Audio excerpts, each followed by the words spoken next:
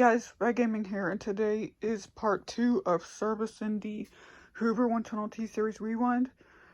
Haven't really done a service video because I was super busy with stuff quite a bit. So yeah, all y'all can see there's a bunch of stuff that needs washed and cleaned out.